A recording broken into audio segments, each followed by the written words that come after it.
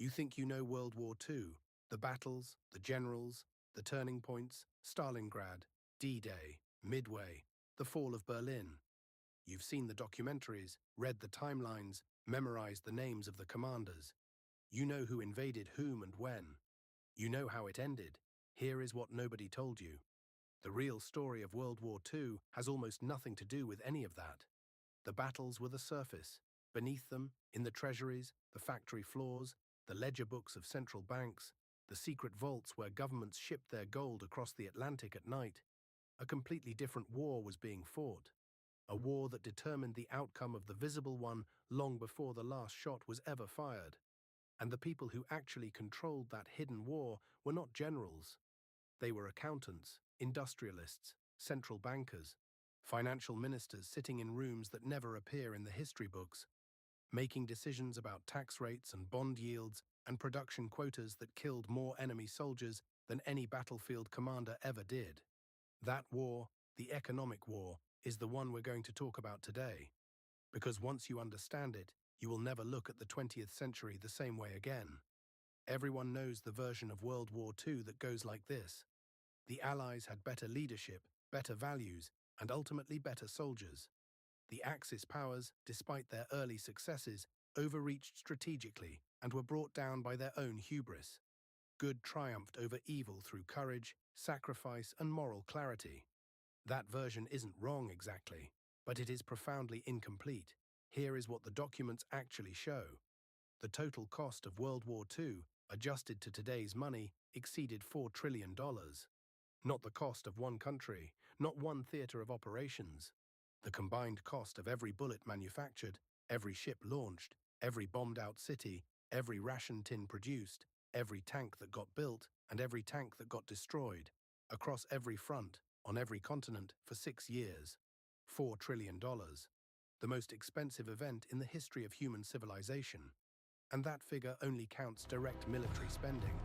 It doesn't count the factories that burned, the harvests that rotted in fields no one was left to work, the sovereign gold that Britain quietly shipped across the Atlantic in secret convoys, not to win battles, but just to stay solvent another few months. The moment you see that number, one question becomes unavoidable. How does a country spend more money than it actually has, and still win? That is the question at the center of everything that follows. But before we can answer it, we need to go back further. Because you cannot understand the economics of World War II without understanding what came directly before it. A decade of cascading financial disaster that left the industrialized world in ruins before a single shot was fired. This is the part the history books consistently underweight. We talk about the war as if it began in September 1939, when Germany crossed into Poland. But economically, the war's roots go back to 1919, to the treaty table at Versailles, to a set of decisions made by victorious politicians that were, in the assessment of the economist John Maynard Keynes, who was present and resigned in protest, so financially ruinous that they guaranteed another catastrophe within a generation. Germany lost World War I. The victors imposed reparations. The total sum demanded under the Treaty of Versailles was 132 billion gold marks, a figure so astronomical that Germany could not pay it from existing revenues. So the German government did what governments do when they cannot pay their bills from tax revenue. They printed money.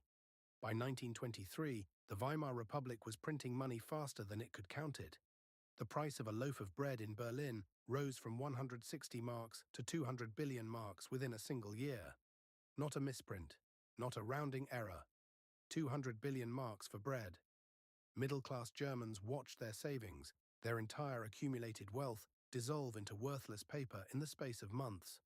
A generation that had worked, saved, and built, destroyed financially by a decision made in a government building they had no access to. The psychological scar of that experience never fully healed.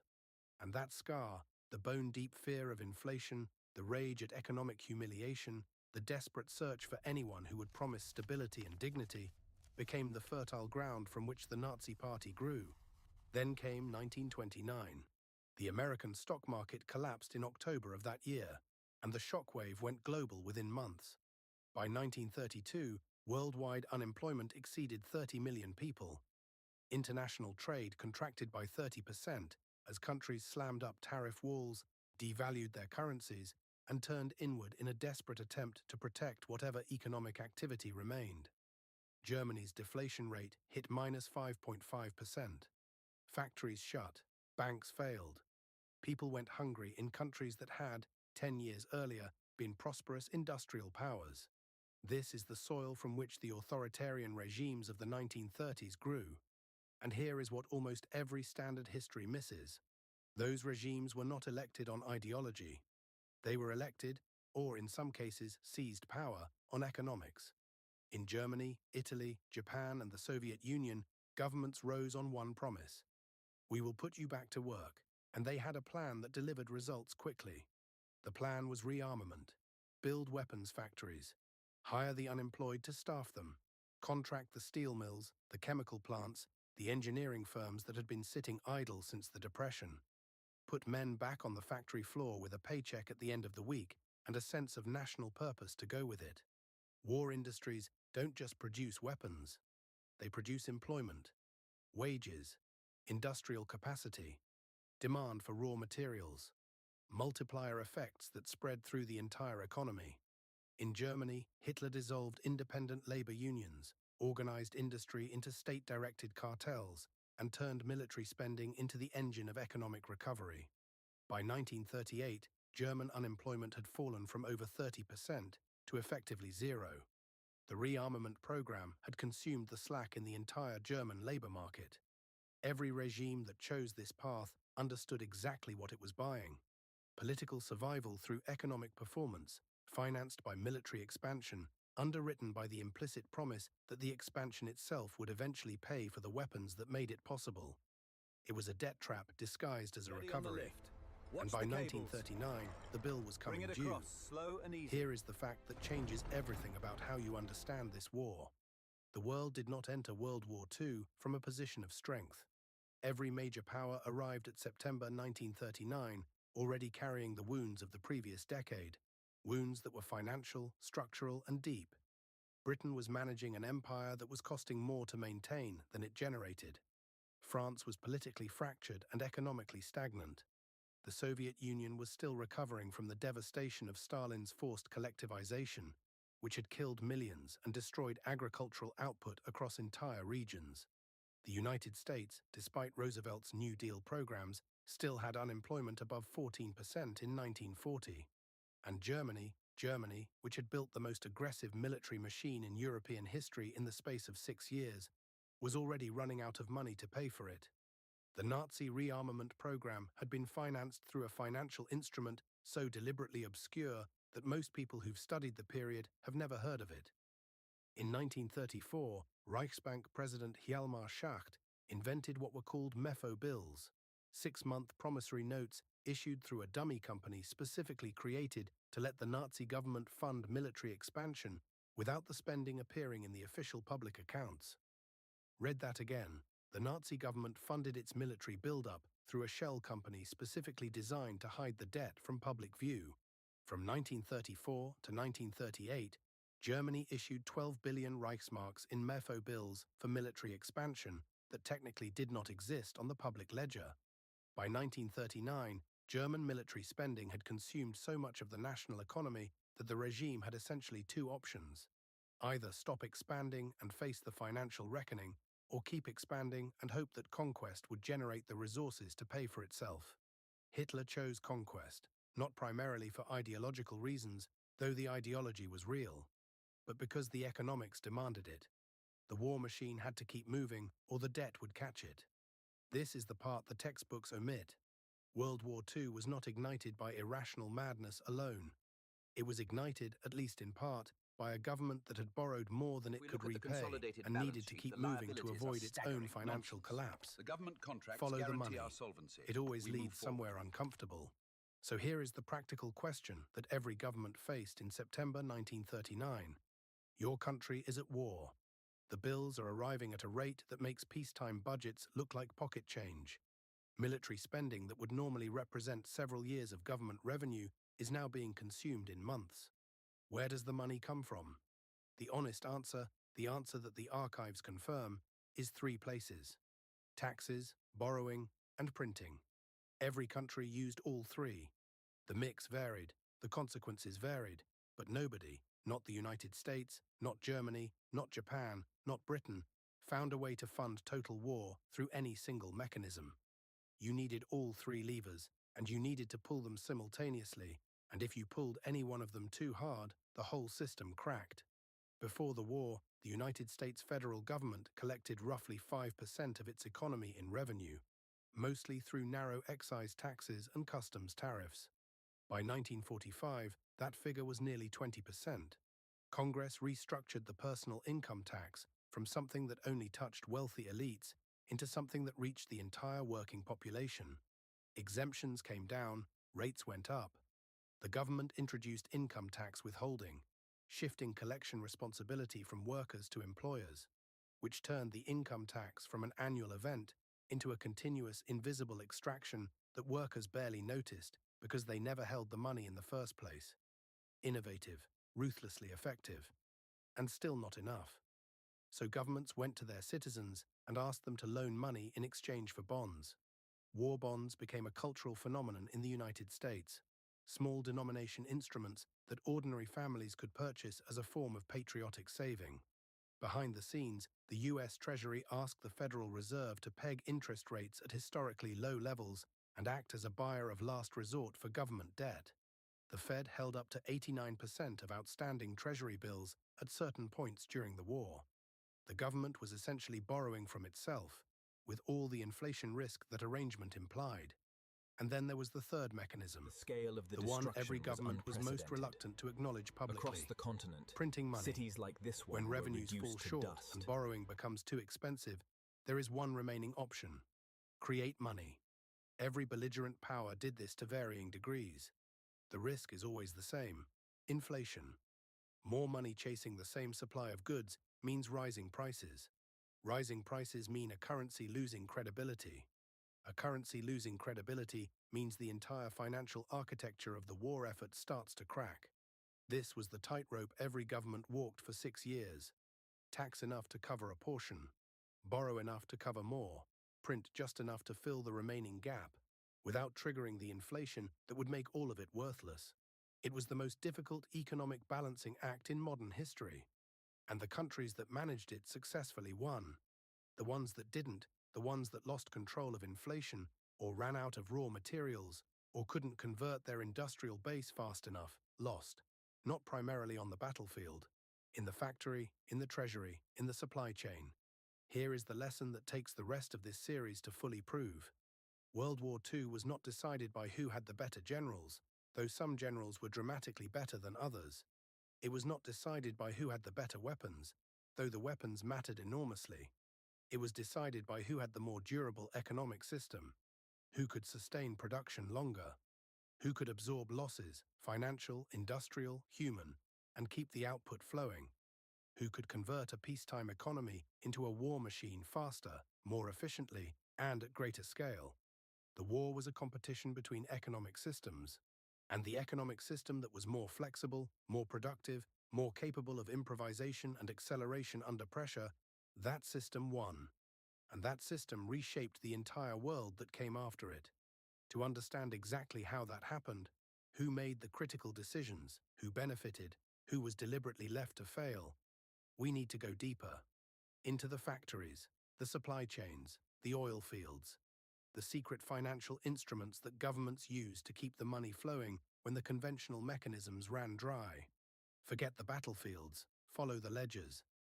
Before the first tank crossed the Polish border in September 1939, the financial architecture of the war had already been built.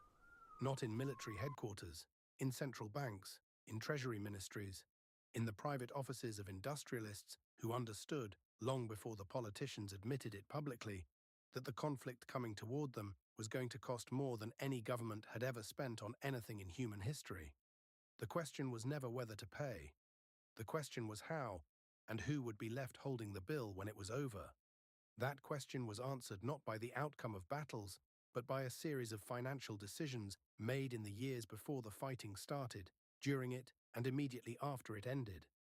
Decisions that determined which countries emerged from the war as creditors and which emerged as debtors, which currencies became the foundation of the global monetary system and which became worthless paper, which populations rebuilt quickly and which spent a generation in poverty.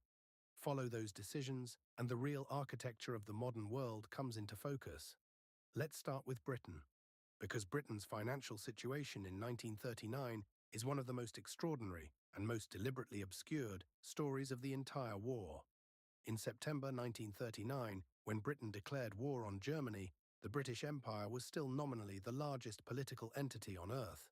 It controlled roughly a quarter of the world's land surface. It had the world's most experienced navy.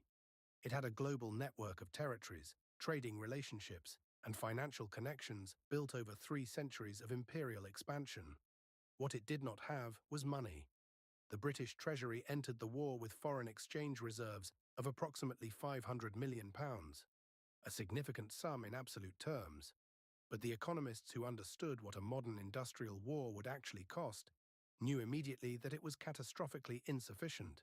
Fighting Germany, a country that had spent 6 years rebuilding the most mechanized military force in European history, would require imports of weapons, raw materials, and food on a scale that Britain's domestic economy could not produce and its existing reserves could not finance. The gap between what Britain had and what it needed was understood within weeks of the war starting, and the mechanism chosen to fill that gap quietly restructured the entire global balance of financial power in ways that the British public was not told about until long after it was irreversible. Britain began selling its foreign assets, not reluctantly, systematically. American stocks and bonds held by British investors were commandeered by the government, sold on American markets, and the proceeds converted into dollars to pay for war supplies.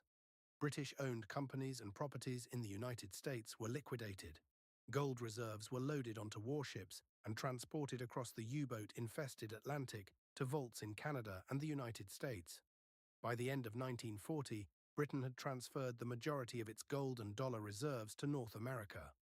The empire that had been the world's largest creditor nation for over a century had effectively exhausted its external financial resources in roughly 15 months of war. Winston Churchill, who understood the situation with brutal clarity, described Britain's position to Roosevelt in December 1940 in a letter that historians have called one of the most consequential documents of the entire war. The moment approaches when we shall no longer be able to pay cash for shipping and other supplies. That sentence, written privately between 2 heads of government, contains the real pivot point of the war. Not a battle, not a strategic decision, a cash flow crisis. Roosevelt's response to that letter became the Lend-Lease Act, signed into law in March 1941. The official history presents Lend-Lease as an act of American generosity, a democratic nation extending a hand to a beleaguered ally fighting the forces of fascism. That framing is not false, but it is incomplete in ways that matter enormously. Lend-Lease was simultaneously one of the most strategically sophisticated financial instruments ever designed. It allowed the United States to supply Britain, and eventually the Soviet Union, with weapons, food, fuel, and equipment without requiring immediate cash payment, while explicitly preserving American rights over the terms of eventual repayment. The lend part was largely fiction. The equipment transferred under Lend-Lease was not expected to be physically returned after the war. The lease was a legal fiction designed to satisfy American domestic political constraints and to keep open the question of what Britain would ultimately owe. What Britain actually owed, and the terms on which it paid, was negotiated over the course of years, with the United States consistently using Britain's financial desperation as leverage to extract commitments that accelerated the dismantling of the British imperial trading system. The most consequential of these was the commitment to currency convertibility and the eventual dismantling of the sterling area, the preferential trading bloc through which Britain had maintained economic relationships with its empire and Commonwealth. American negotiators understood that the imperial preference system was a competitor to American export interests, and they used Britain's wartime financial dependence to secure commitments to open that system up. The price of American support was the slow negotiated dissolution of the British Empire's economic architecture. This was not secret. American officials stated it with some candor in internal documents. The war against Germany and Japan was being fought simultaneously with an economic negotiation that would determine who controlled the financial structure of the post-war world. And the United States, whose industrial base was untouched by bombing and whose gold reserves were growing with every weapons shipment paid for by Allied nations, held every card. Meanwhile, on the other side of the ledger, Germany was running a financial experiment that was far more fragile than it appeared. The Nazi economic recovery of the 1930s was real. Unemployment did fall. Industrial production did grow. The German population experienced a genuine improvement in material conditions between 1933 and 1938. But the mechanism behind that recovery, the Mefo bills, the hidden deficit spending, the state-directed cartels, had created a structural time bomb. By 1939, Germany's rearmament program had consumed so much of the national economy that the country was effectively already on a war footing, but without the territorial resources to sustain it. The four-year plan, launched in 1936 under Hermann Göring, had explicitly aimed at making Germany self-sufficient in key raw materials within 4 years. It largely failed. Germany was critically dependent on imports for oil, rubber, iron ore, and numerous industrial metals. In 1939, Germany imported approximately 33% of its raw material requirements. Many of these imports came from countries that would become enemies, or from neutral nations that could be pressured to cut off supply. This is the structural reality that drove German strategic decisions in ways the standard military histories consistently underweight. The invasions of Norway and Denmark in April 1940 were not primarily military operations. They were resource operations. Norway's coastline protected vital Swedish iron ore shipments. Without that iron ore, German steel production, and therefore German weapons production, would collapse within months. The invasion of the Soviet Union in June 1941, Operation Barbarossa, is typically framed as an ideological crusade, and the ideology was real and murderous. But the economic calculation was equally central. The German military planning documents are explicit. The war in the East was expected to seize the agricultural surplus of Ukraine, the oil fields of the Caucasus, and the industrial resources of the Soviet interior. The war was supposed to pay for itself. Conquest would generate the raw materials that the German economy could not produce domestically. When that calculation failed, when the Soviet Union did not collapse in 6 weeks as planned, when the Caucasus oil fields were not seized, when the Ukrainian grain surplus was not transferred to German control on schedule, the entire financial logic of the Nazi war machine began to unravel. The Soviet financial story is perhaps the most extraordinary of the entire war, and the least understood in Western accounts. When Germany launched Barbarossa in June 1941, the Soviet economy was already under severe strain. In the first 6 months of Barbarossa, the Soviet Union lost approximately 40% of its pre-war industrial capacity to German occupation. By any conventional financial analysis, the Soviet Union should have been economically broken by December 1941. What happened instead is one of the most audacious industrial operations in history. Beginning in the summer of 1941, Soviet industrial planners executed a relocation program of almost incomprehensible scale. Over 1,500 factories were physically dismantled, machinery, equipment, tools, and in some cases entire production lines, loaded onto trains and transported thousands of kilometers east, beyond Ural Mountains, to regions geographically out of reach of German air power. Between July and November 1941, the Soviet rail system moved approximately 1.5 million train wagons of industrial equipment eastward. Workers were transported along with the machinery. In some cases, production actually resumed before the factory buildings surrounding the equipment had been fully constructed. Workers assembled tanks in sub-zero temperatures with only the roof over the machines, not over themselves. And critically, the Soviet Union received material support that made the whole operation viable. Under Lend-Lease, the United States eventually supplied the Soviet Union with approximately 400,000 trucks and jeeps, 14,000 aircraft, 8,000 tractors, 13,000 locomotives, and enough food to feed a significant portion of the Red Army throughout the war. Soviet leaders were publicly dismissive of Lend-Lease in their official statements, which served their domestic political narrative of self-reliant socialist achievement. In private, they were more candid. Marshal Georgy Zhukov, the most prominent Soviet commander of the war, stated after the conflict that without American trucks, the Soviet army could not have sustained its offensive operations. The economics of Allied cooperation were, in this sense, inseparable from the military outcomes on the Eastern Front. In July 1944, more than a year before the fighting ended, delegates from 44 Allied nations gathered at a resort hotel in Bretton Woods, New Hampshire, to design the monetary system that would govern the post-war world. The meeting lasted 3 weeks. The decisions made there shaped the global economy for the following half-century. The agreement that emerged pegged the US dollar to gold at $35 per ounce and established it as the world's primary reserve currency. This was not arbitrary generosity or abstract financial architecture. It was a direct consequence of one specific fact. The United States controlled approximately 70% of the world's monetary gold reserves in 1944. The war had transferred the world's gold, British gold, French gold, Belgian gold shipped out ahead of the German invasion, into American vaults. The country that holds the gold sets the rules. The Bretton Woods Agreement simply formalized what the economics of the war had already determined. The financial lesson of the war's first half is not complicated, but it is consistently omitted from the standard accounts. The war was, from the very beginning, a competition between economic systems, between countries that could sustain industrial output, manage debt, control inflation, and convert civilian productive capacity into military production faster and at greater scale. The countries that entered the war with structural financial weaknesses, Germany's hidden deficit, Japan's resource dependency, Britain's overextended imperial commitments, found those weaknesses amplified and accelerated by the demands of total war.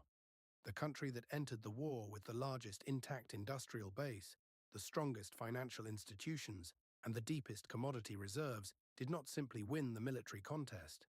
It used the military contest to reshape the entire global financial order in its favor.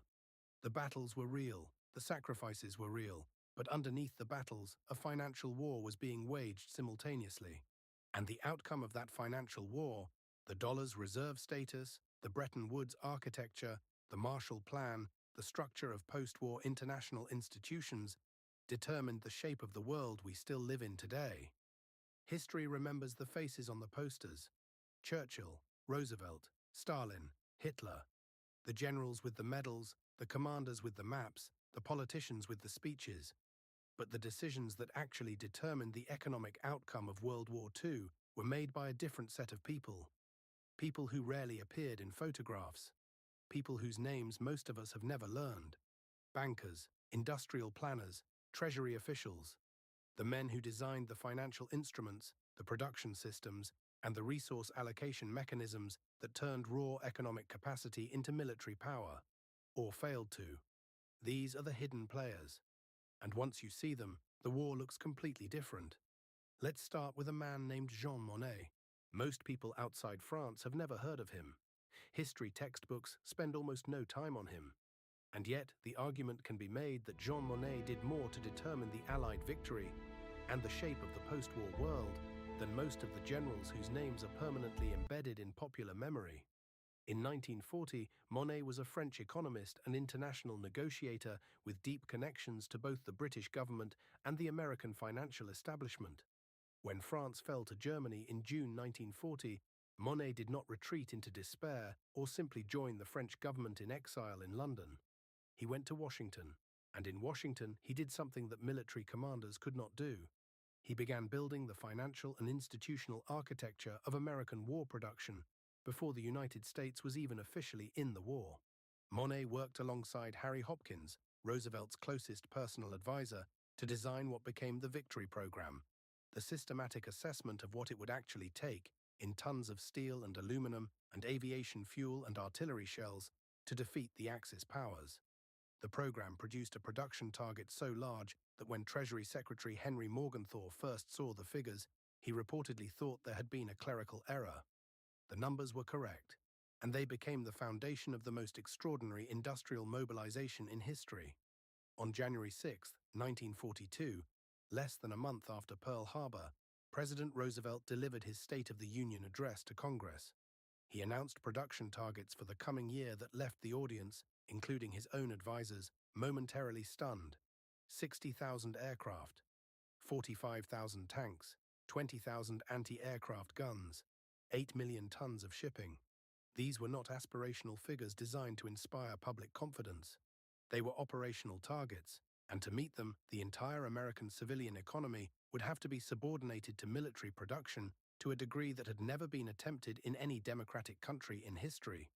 The man tasked with making those numbers real was Donald Nelson, the executive vice president of Sears, Roebuck and Company, appointed to chair the newly created War Production Board. Nelson was not a military man. He was a retail executive, a supply chain specialist who understood, better than almost anyone in government, how to move enormous quantities of goods through complex logistics networks at speed. Rather than have the government directly operate the factories, Nelson negotiated contracts with existing private firms and gave them the production targets, the raw material allocations, and the financial guarantees they needed to convert their operations to military output. The government underwrote the risk. The private firms provided the management expertise and the existing workforce. The result was a hybrid model that outproduced every other economic system on Earth. In January 1942, the government issued an order halting the production of all civilian passenger vehicles. The entire American automotive industry was directed to stop making cars and start making whatever the military needed.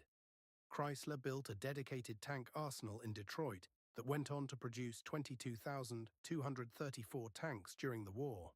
In December 1942 alone, 5,000 workers at that single facility produced 97 Sherman tanks in a single month. Ford's massive Willow Run plant, purpose-built from scratch in 1941, eventually produced one B-24 Liberator bomber every 63 minutes. Every 63 minutes. A 4-engine heavy bomber. These numbers were not achieved by accident or patriotic enthusiasm alone. They were the product of deliberate, sophisticated financial engineering. Government contracts with guaranteed cost-plus margins removed the profit risk from conversion. Accelerated depreciation rules allowed companies to write off new factory equipment rapidly. The Reconstruction Finance Corporation extended billions of dollars in low-interest loans to finance factory construction and equipment purchase. The financial architecture made the industrial miracle possible. The industrial miracle won the war. Now look at the same moment from the German side, because the contrast is devastating. Germany's industrial mobilization in 1942 was not simply slower than America's. It was, for reasons that go directly to the structure of the Nazi political system, actively sabotaged by internal competition and deliberately obscured by financial manipulation. Albert Speer, appointed Reich Minister of Armaments in February 1942, wrote extensively in his post-war memoirs about the dysfunction he inherited. German war production in 1941 had been shockingly inefficient. Multiple competing agencies, the Wehrmacht, the SS, the Luftwaffe, the Navy, each maintained separate procurement systems, separate supplier relationships, and separate production priorities that frequently contradicted each other. Speer's reforms did generate significant output increases. German armaments production roughly tripled between 1942 and 1944. But those reforms were achieved in constant political combat against the fractured power structure of the Nazi state. And underneath all of it, the structural resource problem remained. Germany was producing more weapons in 1944 than it had in 1942. But the fuel to power them, the rubber to run them, and the trained pilots and drivers to operate them were running out simultaneously. This brings us to perhaps the single most consequential hidden decision of the entire war. In the spring of 1944, Allied air commanders were debating how to best use the enormous strategic bombing capacity that had been built up over the previous 2 years. There were two competing schools of thought. The first argued for continued area bombing of German cities. The second argued for something more precise and more lethal: systematic attacks on Germany's synthetic fuel production facilities. Germany had a critical vulnerability. Approximately 75% of Germany's aviation gasoline came not from natural oil fields. Germany had almost none. but from synthetic fuel plants that converted coal into liquid hydrocarbons. These plants were large, capital-intensive, and irreplaceable in the short term. Destroy them, and the Luftwaffe would run dry. The panzer divisions would sit immobile in their staging areas. The decision to prioritize oil targets was made over the objections of RAF commanders. The man who pushed hardest for the oil targeting was not a military officer. He was Solly Zuckerman, a British zoologist turned strategic analyst who had spent 2 years studying the effects of Allied bombing on infrastructure in Italy. His analysis was correct. Starting in May 1944, the Allied bombing campaign targeted Germany's 16 synthetic fuel production plants. In April 1944, Germany produced 316,000 tons of oil products from synthetic sources. By June, production had fallen to 107,000 tons, a 66% reduction in 6 weeks. Aren't the children excited? By September 1944, it had fallen to 17,000 tons, a 95% collapse from the April baseline. At that level, the Luftwaffe could no longer sustain meaningful air operations. Panzer divisions could not maneuver. The collapse cascaded through the entire German war economy like a structural failure in a load-bearing wall. Germany's armies in late 1944 and early 1945 were not losing primarily because they were outfought soldier by soldier. They were losing because the industrial and logistical system that armed, fueled, and supplied those soldiers had been methodically dismantled from above. The Pacific Theater had its own hidden players and its own economic choke point. Japan's strategic vulnerability was even more stark than Germany's. Japan in 1941 was a major industrial power with almost no domestic natural resources. It imported approximately 80% of its oil, the overwhelming majority of its rubber, significant portions of its iron ore, and large quantities of industrial metals. The decision to conduct unrestricted submarine warfare against Japanese commercial vessels was fundamentally an economic strategy. Every tanker sunk was oil that never reached Japan's refineries. Every freighter sunk was raw material that never reached Japan's factories. By 1944, American submarines were sinking Japanese merchant vessels faster than Japan could replace them. Japan's merchant fleet, which had totaled approximately 6 million tons at the start of the war, had been reduced to roughly 2.5 million tons by early 1945. The Japanese home islands were being economically strangled. Oil imports fell by over 90% between 1942 and 1945. Industrial production collapsed. Food became critically scarce. The formal military surrender in August 1945 came after 2 atomic bombs, but the economic defeat had been underway for over a year before Hiroshima. Numbers are easy to say. They are hard to feel. $4 trillion, 70 to 85 million dead. 1,700 cities reduced to rubble across Europe and Asia. We say these figures, and they slide past us. They are too large for the human brain to process as anything other than abstraction. So let's stop talking about aggregates and start talking about what the economics of this war actually meant for the people who lived inside it. The Nazi government understood from the early years of the war that maintaining civilian living standards was a political necessity. Hitler had watched the German home front collapse in 1918 under the pressure of the Allied naval blockade. The regime was determined not to repeat it. So throughout the early war years, the Nazi government maintained German civilian consumption at levels that were, by the standards of occupied Europe, remarkably high. The burden of the war economy was exported, deliberately, systematically, onto the occupied populations of France, the Netherlands, Poland, the Soviet Union, and the other territories under German control. Food was extracted from occupied France to feed German cities. Forced laborers from across occupied Europe, eventually over 8 million people, were transported to Germany to work in the factories and farms that German men had left to join the military. This arrangement worked in its brutal way until the Allied bombing campaign began in earnest in 1943 and accelerated catastrophically through 1944. By the winter of 1944 to 1945, the German civilian economy was in freefall. Food rations had been cut repeatedly. People in major German cities were surviving on caloric intakes that nutritionists classify as starvation level. The economic defeat preceded the military surrender by months.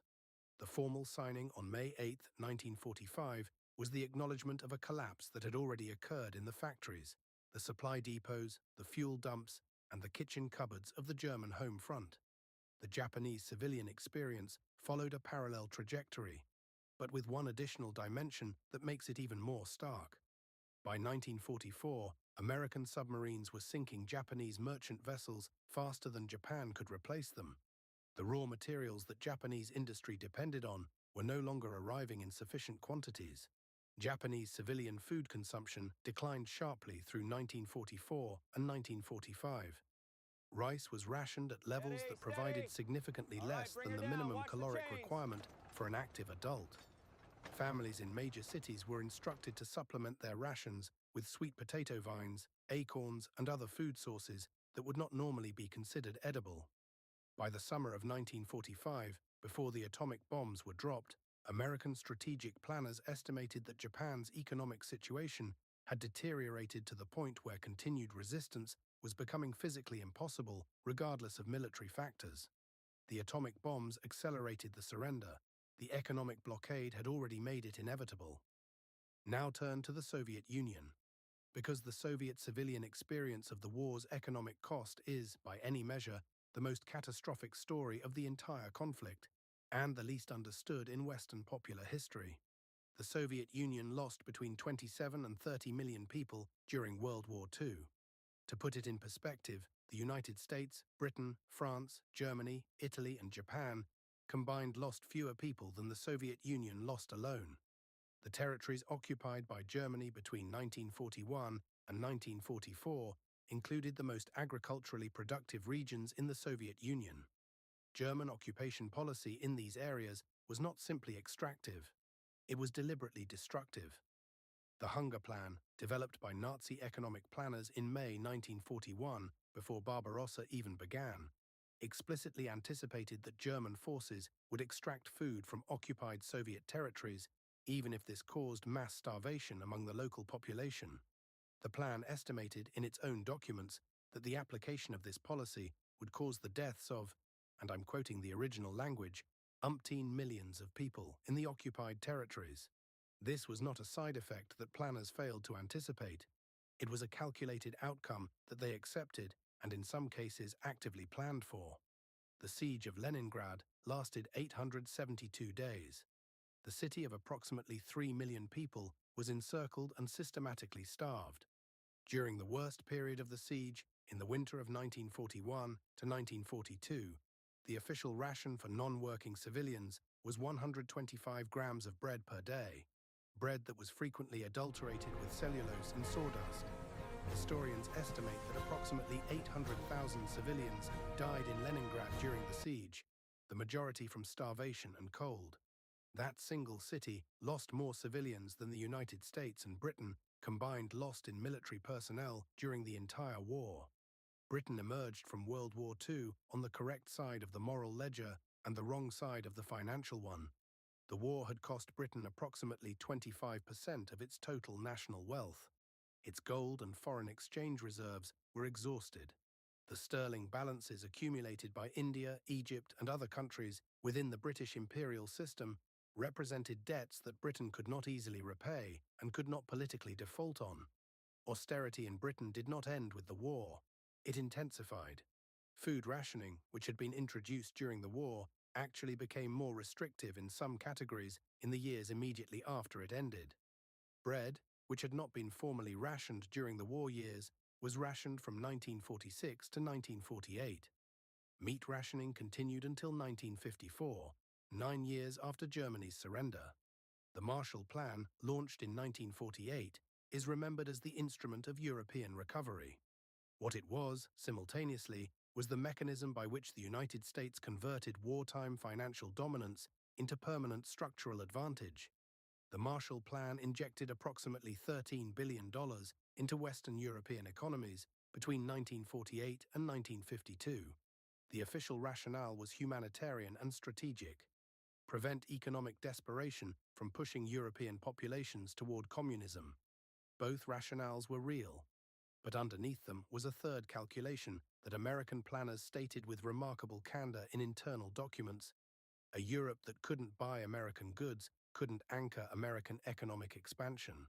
The Marshall Plan was not charity. It was the most economically sophisticated strategic investment the United States had ever made. The return on that investment, in export markets, in political relationships, in the architecture of trade and financial institutions that favored American interests, exceeded the initial outlay many times over. Here is the final accounting that the victory narratives consistently obscure. To ensure The stability. people who paid the highest without price for sufficient World War II reserves, were the not, plan in is most doomed to cases, fail. the people whose governments made the decisions that caused it.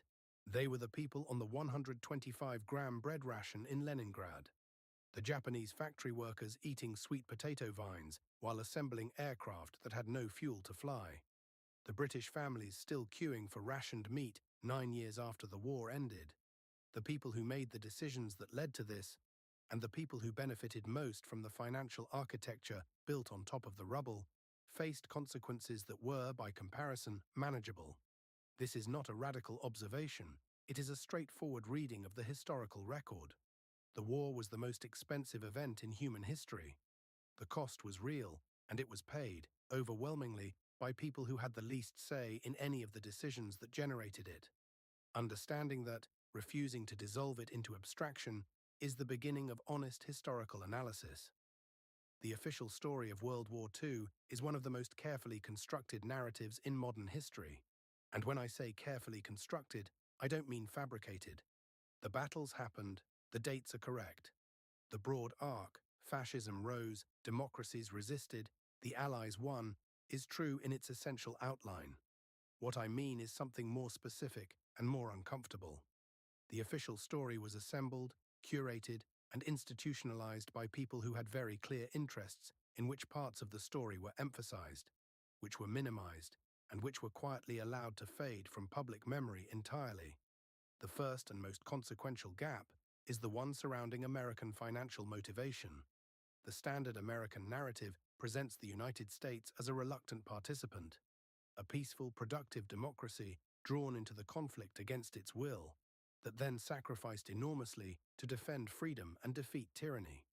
That narrative is not false, but it systematically omits the financial architecture that was being constructed simultaneously with the military effort, and the degree to which that architecture was designed to serve American economic interests that had nothing to do with defeating fascism. The Bretton Woods Agreement, the terms of Lend-Lease, the conditions embedded in Marshall Plan agreements, the structure of the IMF and World Bank with their weighted American voting power, these were not incidental features of American wartime policy.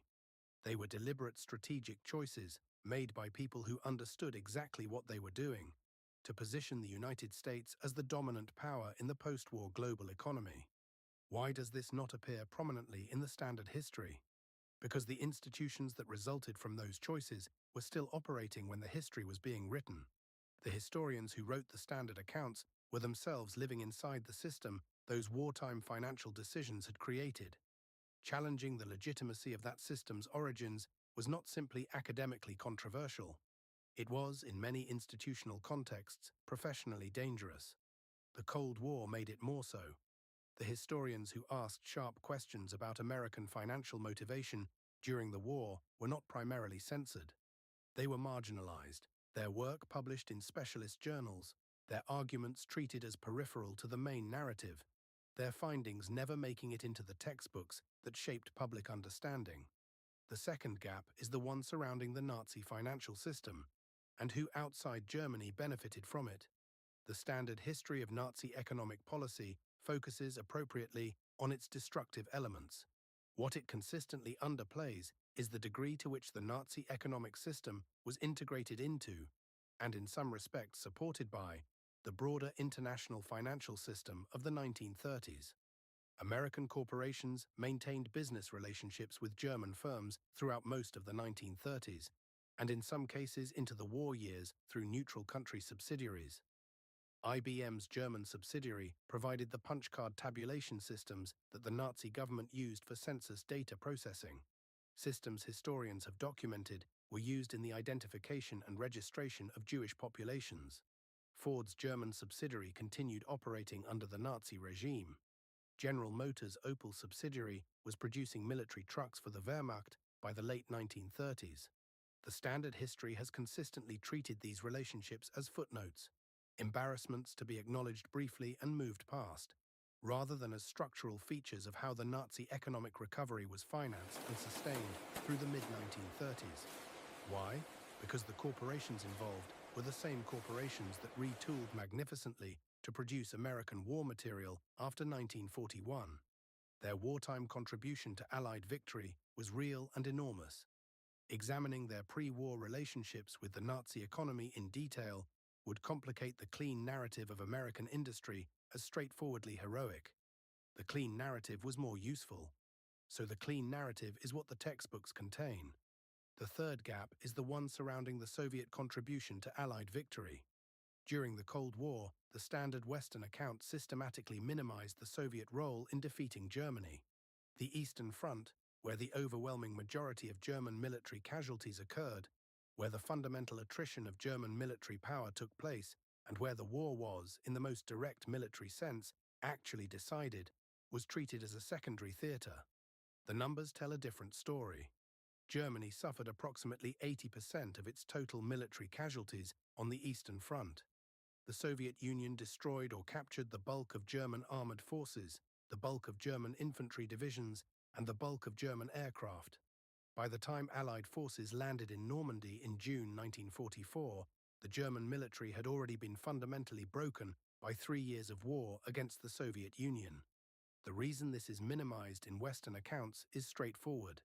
Acknowledging that the Soviet Union played the primary military role in defeating Nazi Germany would complicate the Cold War narrative in which the Soviet Union was the primary threat to human freedom. The resolution was to tell both stories separately and avoid examining them in combination. The fourth gap is the one surrounding what the bombing campaigns actually did, and to whom. The Allied strategic bombing campaign is presented in standard histories primarily as a military strategy.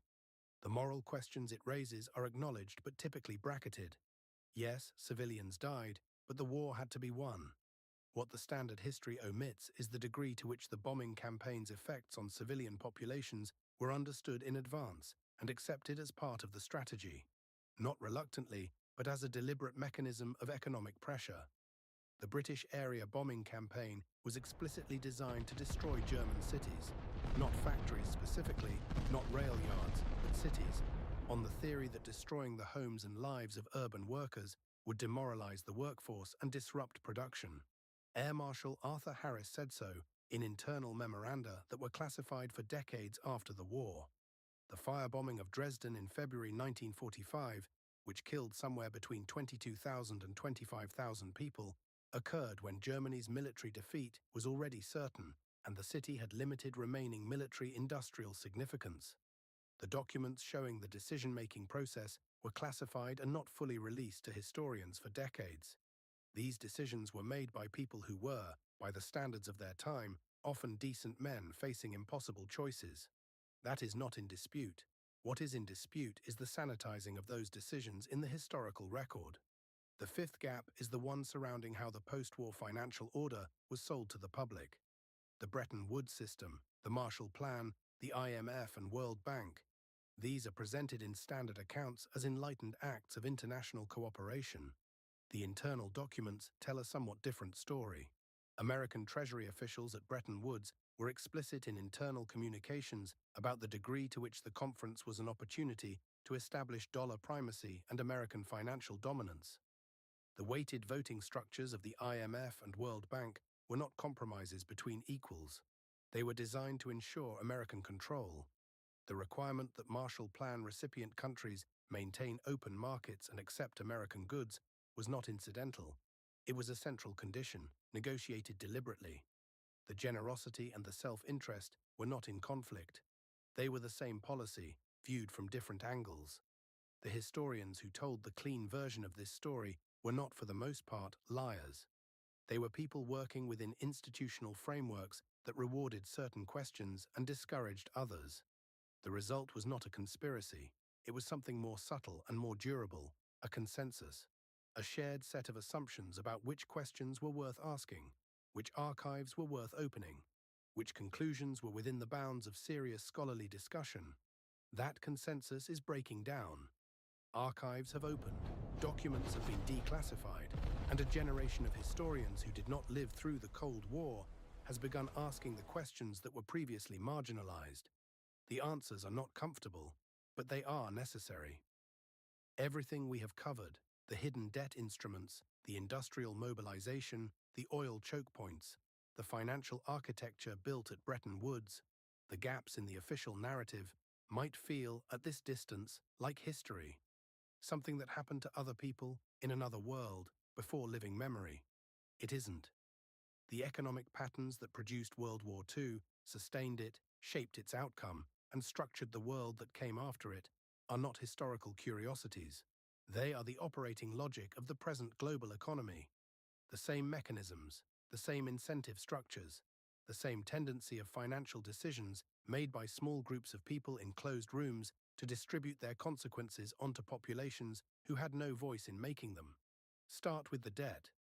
One of the clearest structural parallels between the 1930s and the present is the relationship between sovereign debt, political instability, and the rise of authoritarian economic nationalism. The Weimar Republic's collapse was a story about what happens to a democratic government when it is trapped between unpayable external debt obligations, domestic economic collapse, and a population that has watched its savings destroyed by inflation. The political extremism that followed was the predictable product of economic desperation exploited by people who understood that desperate populations make different political choices than comfortable ones. Today, global sovereign debt has reached levels that have no precedent in peacetime history.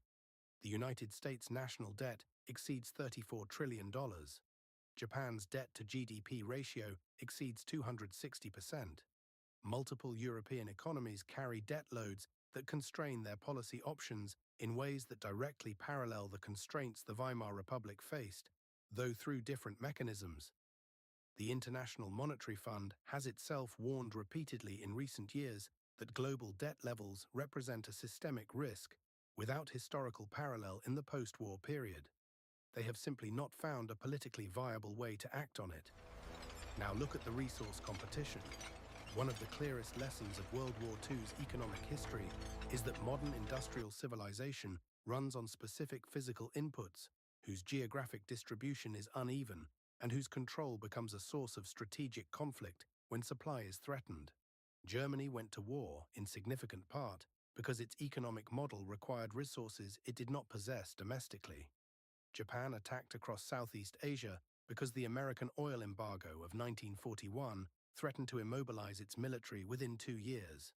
Today, the resource competition has a new primary commodity: rare earth elements. The transition to renewable energy, electric vehicles, and advanced electronics requires lithium, cobalt, neodymium, dysprosium, and a range of other materials whose deposits are geographically concentrated in ways that create strategic vulnerabilities, directly analogous to the oil dependency of the 1940s. China currently controls approximately 60% of global rare earth mining and approximately 85% of rare earth processing capacity. The commodity is different. The underlying logic, industrial power, requires physical inputs. Control of those inputs confers strategic leverage. That leverage will eventually be used is identical. Then there is the manufacturing competition. World War II established, with brutal empirical clarity, that industrial production capacity is military power. The side that could build more, tanks, aircraft, ships, ammunition, at greater speed and lower cost won. The problem is that the industrial base that underpinned American superiority has been substantially hollowed out over the past 4 decades.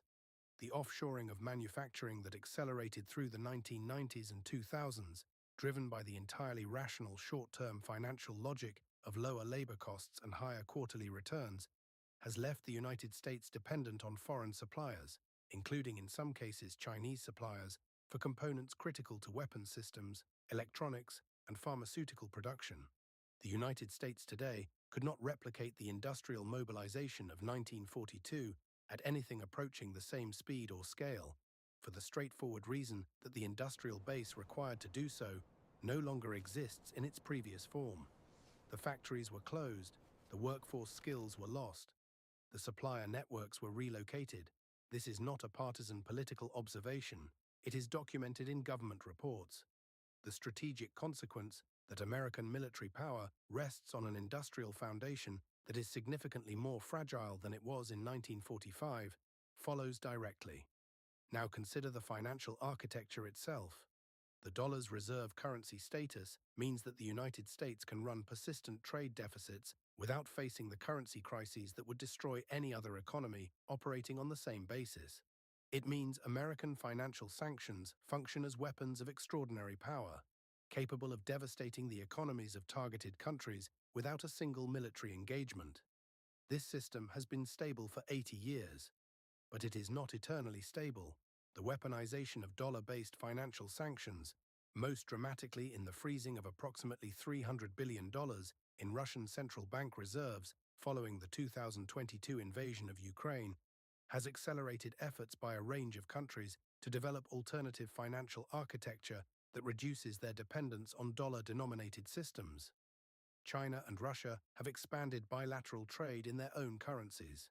The BRICS grouping has formally discussed the development of alternative reserve currency mechanisms. The dollar's share of global foreign exchange reserves has declined from approximately 71% in 2000 to approximately 58% today. The decline is gradual, but gradual declines in reserve currency status, historically, tend to accelerate at inflection points. Here is the contemporary parallel that should make every serious observer uncomfortable. In the 1930s, the global economy was characterized by rising sovereign debt levels that constrained government policy options, growing economic nationalism, and the retreat from multilateral trade architecture, competition for physical resources among major industrial powers, the rise of authoritarian regimes that offered economic security in exchange for political compliance, and the gradual erosion of the institutional frameworks designed to manage interstate competition peacefully. Every one of those conditions is present today. None of this means World War III is imminent or inevitable. The existence of nuclear weapons creates a deterrence dynamic that has no equivalent in the 1930s. The economic interdependence between the major powers creates costs of conflict that the pre-war powers did not face to the same degree. But economic interdependence did not prevent World War I, despite the fact that Britain and Germany were each other's significant trading partners in 1914. The pre-war economic analysts who argued that the costs of conflict were too high for rational actors to choose it were correct in their analysis and wrong in their prediction. The lesson of World War II's economics is not that war is inevitable when these conditions align. The lesson is more specific and more actionable than that. The war became likely years before the first shot was fired, in a series of financial decisions that seemed manageable at the time and proved catastrophic in combination. The reparations that destabilized the Weimar Republic were imposed by people who were managing short-term political pressures and deferring the hard choices to future governments. The rearmament programs that rebuilt German military power were financed through hidden debt instruments, not because Nazi planners were uniquely dishonest, but because every government facing impossible fiscal constraints gravitates toward the financial mechanisms that allow it to spend more than it has, without making the cost visible to the public until it is too late to change course.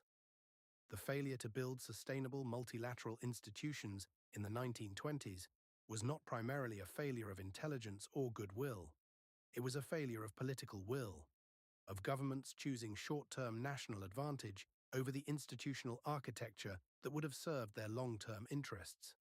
These are not ancient failures, they are permanent temptations, built into the structure of how governments operate and how political incentives work. The economics of World War II are not primarily a story about the past. They are a mirror.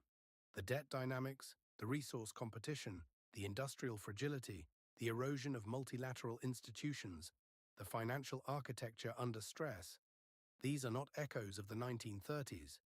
They are the present, described in different vocabulary.